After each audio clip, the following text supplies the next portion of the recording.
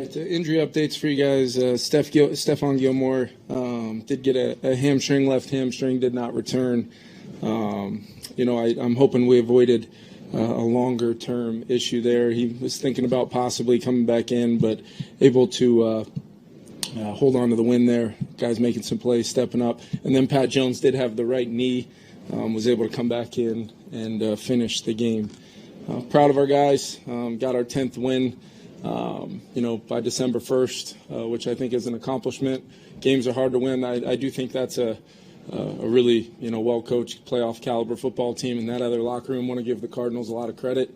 They made it very hard on us. We've got to be a lot better offensively and, see if we can not put ourselves in a hole. But I will say, when we absolutely needed it to put those, to put those drives together, and, find a way to get the points needed to win the game is obviously the intent of everything here.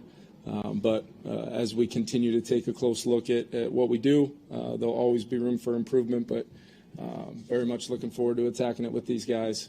And I did congratulate them on getting to 10 wins, as we kick off a very important month of December. What does it say about this team that you guys seem to play your best when the heat really turns on? Yeah, one of our mottos is being situational masters, and that's expresses itself a lot of different ways. I feel like I know me personally. I feel an obligation as the play caller to be at your best, and that's overcoming a lot of things. I mean, to take some sacks on third down. I want to compliment the scheme and kind of forcing some of those plays, but at the same time, our guys need to communicate better and make sure we get those things blocked up and give ourselves a chance to operate. But with that type of, struggle for much of the game on third down, for us to kind of eliminate that play for the most part altogether and find ways to get explosives. I think we had 9 over kind of the last 3 drives of the game. And we needed every single one of them, and loved the fact that even though it wasn't, Aaron's best day to come to him there to punch the ball and take the lead, punch the ball in on that kind of designer kind of play there. I didn't hesitate for a second that he wasn't going to make that play, and we would go up by 1. Kevin, I think Sam throws for 100-some yards in the fourth quarter. What can you say about him the second week in a row in a tight game, making that kind of a performance? Yeah, I think we continue to learn things about our team that will pay a lot of dividends moving forward, and really 2 weeks in a row now. Finding a way, when, really last week momentum was taken from us up 11, and they're able to kind of come back and tie it up, and then we marched the ball down the field. It didn't have an incompletion, 90 yards, and did what we had to do to win that one. And then not one time did anybody on our team flinch, and we did what we had to do to get the win today. But at the same time, we know there's a lot of things throughout a 4-quarter football game that we've got to continue to improve at, and that's what we're going to do. Looked like there was more of an effort to get the ball to Justin in the second half. Yeah, there was an effort early too, and we might have had him on a couple plays, and either we climbed up and tried to check the ball down, or even on the Aaron's fumble on his catch was a check down, and the ball gets punched out, but might have had him there. We'll watch the tape and continue to find ways to move him and all the different tools we had, but we definitely tried to find different types of things as we went, trying some things out, doing some things that maybe weren't on the call sheet, and kind of went into that world a little bit, because I do want to compliment them on a really good defensive game plan. I talked about it throughout the week. It's a hard team to run the ball against because of where Buddha is in the scheme, and if they play that personnel grouping, which I knew they would, and we saw it the majority of the day, it can force some real things, both in protection and in the run game. So, credit those guys. They put together a great plan, played well enough to win. We just were able to come back and get them in the end. What's your thought process with Aaron Jones? I mean, he has the 2 early fumbles, but as you said, you never lost faith you were going to put him in at the end. We've seen the way the league goes. We've seen lots of times where guys just, take a seat for the day. Yeah, and he, he did sit down for, non-scheduled and just kind of really, if anything, I have total trust in Aaron. You guys can see it all over his face, the disappointment he has. But we've got to find a way to fix it, and because we've had too many times that the ball does end up on the ground early on in games, and that's a huge momentum play. given them such a short field. What a response by our defense to, keep them out of the end zone and ultimately push them back far enough that they miss a field goal. But listen, there's a reason why I called the play I did in the end. He's one of our best players. He is going to continue to be one of our best players. And there's not a guy in that locker room that doesn't absolutely love playing with Aaron Jones. And we got his back without any hesitation or question. You had that series in the third where it's 3 and out, you lose 5, fans are frustrated. What flipped? Because from that point on, I think you scored the next 3 possessions. Yeah, we got pretty aggressive, with some sequences where you're kind of looking up at it. And even if we were able to hold them to 3, I thought we kind of needed to, do whatever we could to maybe risk reward a little bit more on some plays for some chunks. But they didn't necessarily articulate themselves down the field as much as finding ways to attack the deep part of the field and continue to find space in the intermediate part, which is what I thought our guys did. I mean, Sam found Speedy on a nice hit. We were able to get Jordan kind of on that last drive for a nice hit. And then I thought Justin, was pretty huge as far as we lined him up in the backfield. He starts the drive off with a catch for a positive play, and then just even that 4th down catch, just the detail, being locked in, being able to, those guys playing through me, using some tempo to try to see if I could get us into a rhythm throughout the game, which I knew would, possibly tax our defense. They'd been on the field a lot. But I thought it was the way we were going to get the lead back eventually was with that, and then we'd find a way to get off the field, which our defense did. Hell of a play by Shaq. Really want to compliment Shaq, Murph. And I gave Jalen Redmond a game ball. He jumped out to me just at various times in the game with his play style and physicality for a young player that keeps getting better and better. Kevin, what went into the decision to deactivate Ed Ingram today? Yeah, I'm glad you asked that. So Cam Robinson did a hell of a job working through that foot, and he was going to give it a go, but we wanted to make sure we felt pretty stressed a little bit in Chicago, only having 1 tackle up for the game beyond Cam, so we wanted to get Rouse up, and then with that needed Dan Feeney because Dan Feeney is one of our backup centers. So really Juergens and Ingram, both those guys, it was just the necessity of the numbers for the day. Wouldn't read anything into it. Ed's been doing a great job, and I would anticipate as we get healthy and can put a full week for Cam together, and I would anticipate Ed being back up. Absolutely nothing to do with anything larger picture or anything than that.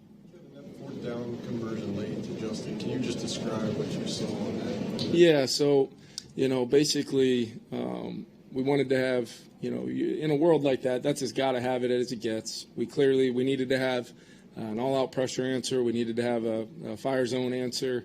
And we, anticipating if it is coverage, we're probably getting some variation where they may try to, have some cloud coverage to that side. So if we were able to get the ball to Jordan off that little motion that we've hit a few times now, in some big moments, great. But Justin was, the landmark, the location, where he snapped up, Sam starting his arm. It was a big time, play of execution by both those guys. And then I thought we had, the ball got tipped on a couple plays there that TJ on one, I know, probably finds a way in the end zone on the previous drive. And then, before the 4th down. I thought we had a good chance at Justin, but they, brought another all-out pressure and wanted to get the ball out, and they did a great job batting it down. So, like I said, they made some. That's a team that causes a lot of consternation. And then when we showed up today, kind of overcoming a little bit of maybe a lack of energy, whatever it would be post Thanksgiving. But I do want to compliment our fans at the end of the football game coming to life in a way that felt very, we feel very fortunate to have our group. With us all the way for 60 minutes, and they're overcoming it with us, and they've been a huge part of us finding our way to 10 wins this year so far. You said you've learned a lot each week about this team. Yeah. Did you know Sam had this level of poise? Yeah. I think I've learned that I can, the dialogue between him and I through the headset, the ability for him to be detailed and so focused in those moments, and then flat out throw the football at a really high level. There's very few plays you go back and say, "Oh shoot, he just missed that." Fundamentally, kind of coming off of a stretch there where maybe we had some turnover issues. He's really played really good football now pretty consistently, and been a huge driving force behind us winning games. And my confidence level in him is sky high to play the game however we need to play it, which we know we're going to get. We're going to get back to work and keep improving. And Sam has been absolutely huge for us in these moments where everybody needs him.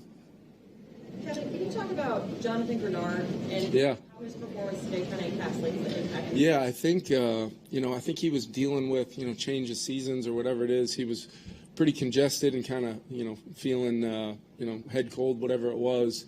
And then to play that many snaps and to give it everything he got, he forces the ball out there earlier in the sequence, and then really took the time out there on 4th down to see if we can get him back in there. Because he was gassed and just left everything out on the field today. JG's been huge for us all season long. You can look at a lot of metrics and stats and all those things. I just know the guy's been an incredibly impactful player on our defense, on our organization, and very, very fortunate to have him here. Kevin, Justin looks like he had a few where he's able to press the safety vertically and then find space. Yep. How much is he feeling his way through all of this? I mean, I know he's seen a lot of it, but just finding ways to detail his routes to make plays in the.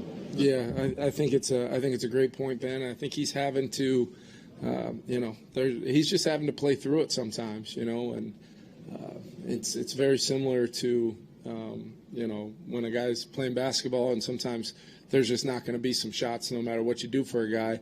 But within that, you kind of work through leverages and techniques, and okay, where's the help coming from? Can we attack that with a clean pocket? Can we overcome some of the pressure looks that they bring, and then allow him to go to work? So we tried to get him the ball quicker on some plays. We got him a screen today off of a kind of a receiver screen. I thought he had a huge block for Sam on a scramble and for JA on that kind of low red zone bubble play we ran. We were running the ball and kind of had a run solution on there. So I just think he's incredibly productive considering the circumstances of what he has to do in a 60-minute game. But nobody's going to make any excuses. It's my job to find a way to get him the ball as our best player, and we're going to continue to do that. McBride today, huge volume. Yeah. Talk about defensively what a handful he is to match up with. Yeah, I told him pregame. He came up to me pregame and said some really nice things to me. And I said, hey, man, I think you're one of the best going right now in the NFL, because he does it so many different ways. I think that's where you saw the volume come into play today, where maybe they want to be ready for some pressure looks and things like that. But at the same time, he's essentially on many of those downs acting as the third wide receiver. Underneath catch and run, tons of yards after catch, had a huge conversion there underneath the sticks and able to get that first down.